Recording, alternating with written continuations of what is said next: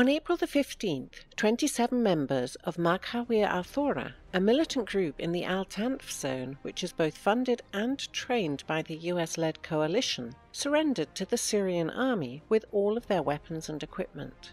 These included 9 vehicles, 11 weapons including 4 heavy machine guns and 5 grenade launchers, as well as up to 7,000 rounds of ammunition of various calibers for small arms, more than 20 RPG rounds, and 6 high-tech communication devices. According to the Russian Defense Ministry, while the Maghawir al-Thora members were moving to surrender, they were attacked by US-controlled forces and lost 3 vehicles. Oleg Zhuravyev, chief of the Russian Center for Reconciliation in Syria, said militants confessed that they had been trained by US instructors to commit acts of sabotage at the oil and gas and transport infrastructure facilities, as well as to organize terror attacks on territories controlled by Syrian government forces. Later on the same day, Russian and Turkish forces conducted a 4th joint patrol along the M4 highway in southeastern Idlib. As on the previous occasions, the patrol took place along a short chunk of the highway west of Sarakib.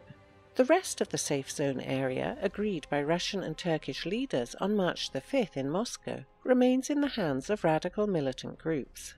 In an official statement released on April the 14th, Hayat Tahrir al-Sham announced that it had formed 3 new units: the Talha ibn Ubaidullah Brigade, led by Abu Hafs Binish, the Ali ibn Ab Talib Brigade, led by Abu Bakr Mahin, and the Zubair ibn al-Awam Brigade, led by Abu Muhammad Shura.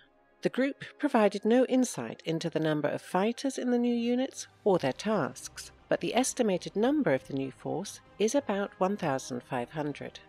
Last month, Hayat Tahrir al-Sham launched a large recruitment campaign to revive its depleted special forces, the Red Bands, as well as its Inkimasi, suicide bombers force. Despite the fact that militants profit from the ceasefire regime with direct military protection from Turkey and are using the gained time to rearm their units and train new fighters, they see any kind of Turkish cooperation with Russia as a direct threat to their interests. In some cases, this even leads to acts of aggression and threats against their sponsors' forces.